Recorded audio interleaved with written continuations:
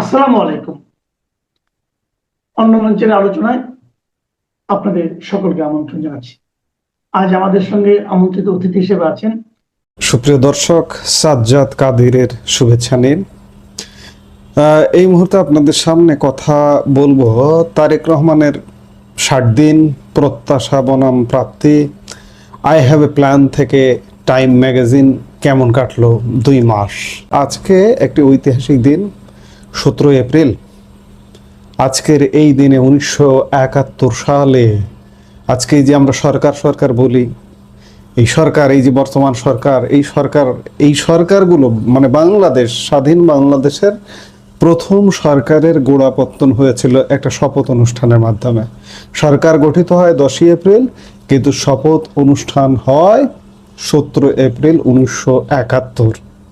একটা ঐতিহাসিক দিন নিঃসন্দেহে। কিন্তু আজকে নতুন একটা সরকার, 2 মাস বয়সী সরকারের প্রাপ্তি অপ্রাপ্তি নিয়ে আলাপ করতে এসেছি। কিন্তু আজকে যদি এই সরকারের দেখি যে প্রথম যে সরকারটি শপথ নিয়েছে, সেই সরকারকে নিয়ে কোনো কৃতজ্ঞতা, কোনো পালন, কোনো অর্থাৎ মুক্তিযুদ্ধের ময়দান থেকে যে সরকারটা গঠিত হয়েছিল, সেই সরকার নিয়ে আজকের এই সরকারের কোনো ধরনের আয়োজন নেই। এটি নিঃসন্দেহে দুঃখজনক। অর্থাৎ বর্তমান সরকার, আমি প্রথমে ব্যর্থতা দিয়ে শুরু করি, ইতিহাসকে স্বীকার করে না। গত 17 ফেব্রুয়ারি বাংলাদেশের রাজনীতিতে এক নতুন অধ্যায়ের সূচনা হয়েছিল। যদিও বলা হচ্ছে নতুন অধ্যায়, কিন্তু আমরা নতুন কিছু দেখছি না। 2024 সালে সরকার পতনের পরে একটা অন্তর্বর্তীকালীন সরকার ছিল, বাংলাদেশের ইতিহাসে সবচেয়ে ন্যাক্কারজনক সরকার। সেই সরকার চলে গেছে, একটা কোনোরকম একটা নির্বাচন দিয়ে আরেকটি সরকার এসছে, সেটি এখন তারেক রহমানের সরকার। তারেক রহমান 17 বছর নির্বাচনে কাটিয়ে দেশে ফিরে একটা নির্বাচনের মাধ্যমে বিপুল জনসমর্থন, ভূমিধস বিজয়, এগুলো গণমাধ্যম বলে, অনেকে বলে, কিন্তু কিচ্ছু না। একজন সমঝোতার প্রধানমন্ত্রী হিসেবে মসনদে বসেছেন। তার নির্বাচনের কিছু প্রতিশ্রুতি ছিল, সেগুলো বাস্তবায়নে জোর দিয়েছেন। তার শাসনের 2 মাস পূর্ণ হয়ে গেল আজকে। এই 60 দিনে তিনি যেমন টাইম ম্যাগাজিনে প্রভাবশালী 100 ব্যক্তির তালিকায় স্থান পেয়ে বিশ্ব মঞ্চে চমক দেখিয়েছেন, তেমনি দেশের ভেতরে তার সরকারকে পড়তে হচ্ছে নানান চ্যালেঞ্জের মুখে। একদিকে প্রশংসনীয় কিছু উদ্যোগ, অন্যদিকে আকাশচুম্বী প্রত্যাশা। কেমন কাটলো তারেক রহমান সরকারের এই 2 মাস? আজ আমরা সেটি বুঝতে চেষ্টা করব। তারেক রহমান দেশের মাটিতে নেমে এক বিশাল জনসভায় বলেছিলেন, আই হ্যাভ এ প্ল্যান।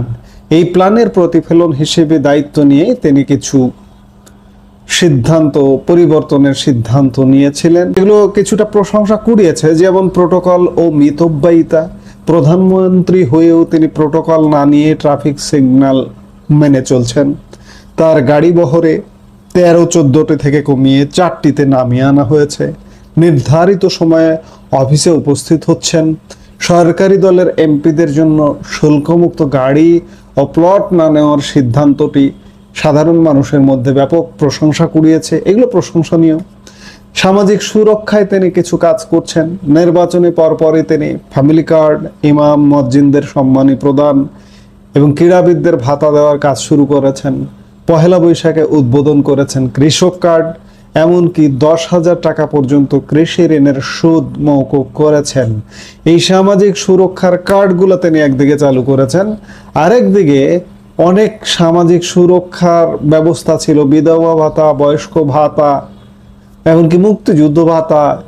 এগুলোর কি অবস্থায় আছে সেগুলো একটা বড় প্রশ্নের ব্যাপার। ওগুলো সফলভাবে পালিত হচ্ছে কিনা সেটি একটু বড় বিষয়।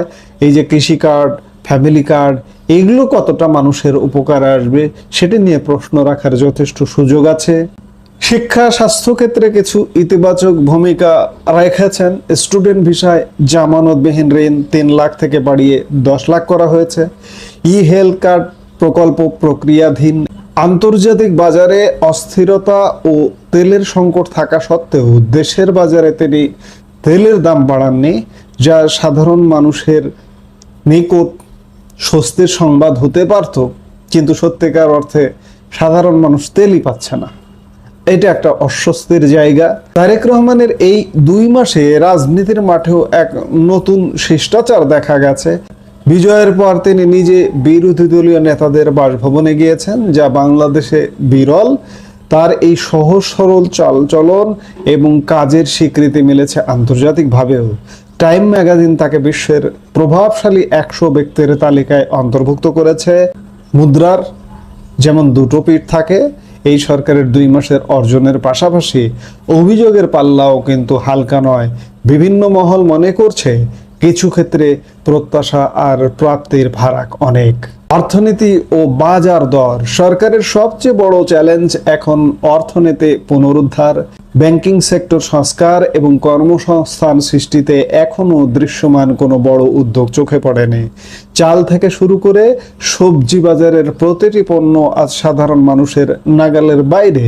জ্বালানি সংকট, ইরান যুদ্ধের প্রভাব আর অভ্যন্তরীণ মজুতদারদের কারণে তেলের পাম্পে 10 থেকে 15 ঘন্টা লাইনে দাঁড়িয়ে থাকতে হচ্ছে সাধারণ মানুষকে।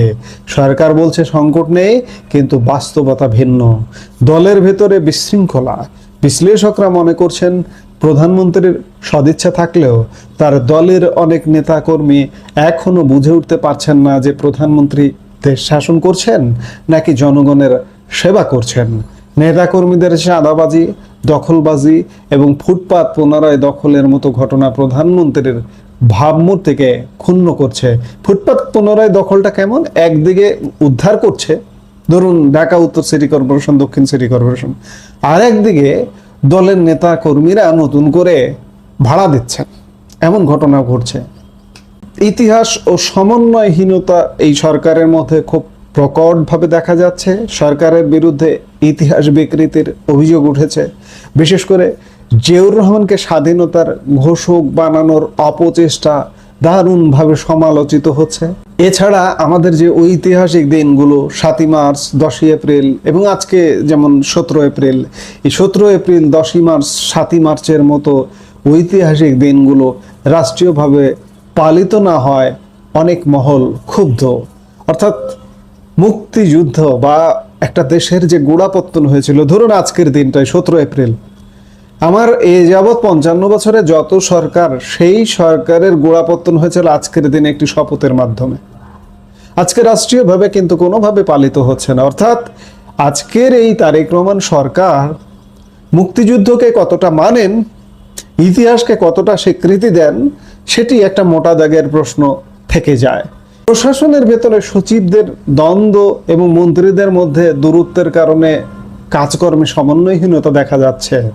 সরকারের 180 দিনের কর্ম পরিকল্পনা ভালো, তবে অর্থনীতির ক্ষেত্রে 6 মাস অপেক্ষা করার সুযোগ নেই। উত্তরাধিকার সূত্রে পাওয়া ভঙ্গুর অর্থনীতি এবং ইরান যুদ্ধের চাপ সামলাতে 1 বছরের একটি সুনির্দিষ্ট অর্থনৈতিক রোডম্যাপ দরকার ছিল।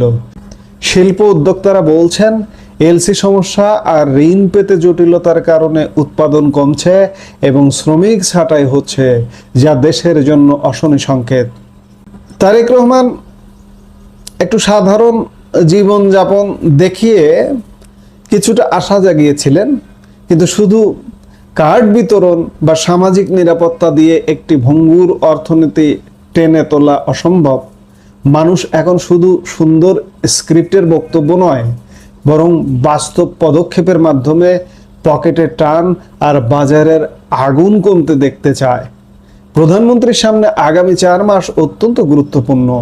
তিনি কি পারবেন তার আই হ্যাভ এ প্ল্যান বাস্তবায়নের মাধ্যমে একটি সুখী ও সমৃদ্ধশালী বাংলাদেশ গড়তে? দর্শক, আপনার কি মনে হয় সরকারের এই 2 মাসের কার্যক্রমকে আপনি 10-এ কত দেবেন? কমেন্ট বক্সে আমাদের জানান। এই মুহূর্তের ভিডিও থেকে বিদায় নিতে চাইছি। সবাই ভালো থাকুন, সুস্থ থাকুন। দেখা হবে পরবর্তী ভিডিওতে।